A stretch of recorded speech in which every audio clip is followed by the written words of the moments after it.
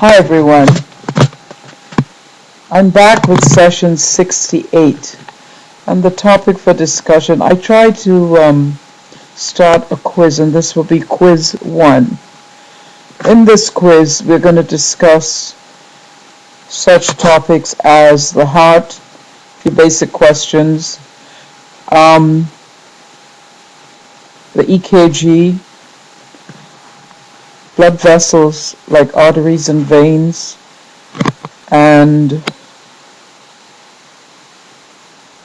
knowing the difference, of course, between what an artery does and what a vein does. So let's get started. Okay, what is the purpose of the heart? Well, the heart actually is a pump, and what it does, it pumps blood to all the blood vessels all around the body. Every part of the body, all the organs, all the tissues are supplied with blood by the heart. The heart is always at work. Whether you're asleep, whether you're awake, whether you're fishing, whether you're on an airplane, the heart is at work. And it has a lot of work to do. If the heart becomes damaged, then it can no longer work efficiently.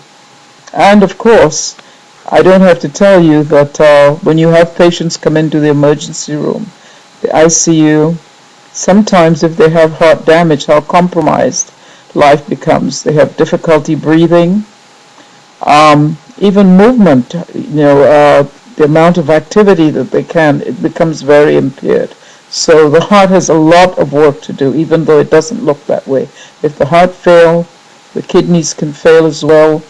The lungs cannot work as efficiently if the heart is not working properly. So let's ask ourselves a few basic questions about the EKG. The EKG, what does it mean? Well, it's an electrocardiogram. And what purpose does it really serve? Well, what the EKG does, there are some very basic components of the EKG, the P wave, the QRS, and the T. Let us ask ourselves the question, what does each one signify? Well, the P wave is that area of the EKG when the atria contract.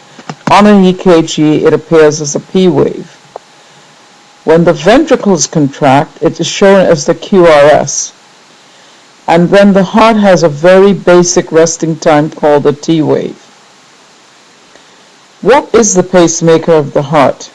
The pacemaker of the heart, it's like, pretty much is like the brain of the heart.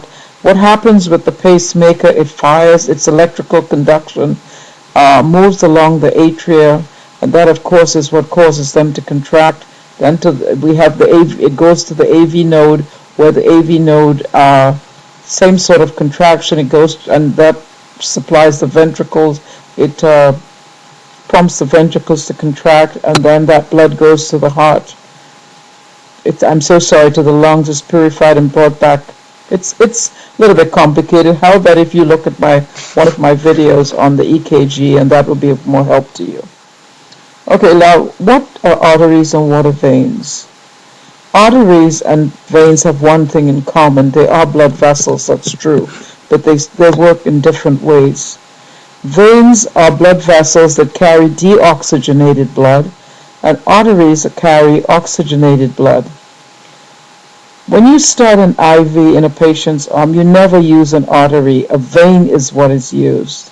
A vein is used for that purpose. And here you have an example of a nurse who is examining. She's doing an assessment because that patient is complaining that she's having pain.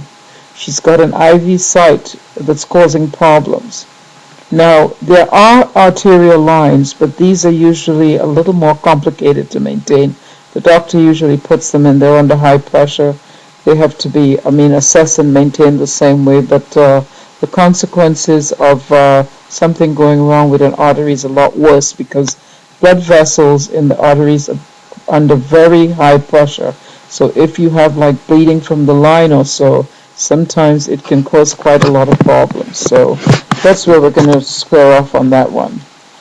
I have in fact given you an example of an arterial blood gas, an ABG, and that is, we've got the case of this patient in the emergency room, brought in with difficulty breathing. and was put on a ventilator. An arterial gas was done, and what happens is what was shown was this patient was having difficulty with oxygenation. And an artery is usually used, one of those high-pressure blood vessels, like I said. Usually the one is used at the wrist is the one commonly used to get an arterial gas. I've given you the parameters for what would be normal, and if you look at another one of my videos, you will see that I do have an arterial blood gases and its interpretation. So I think I'm just going to stop here. I hope you've learned something from this.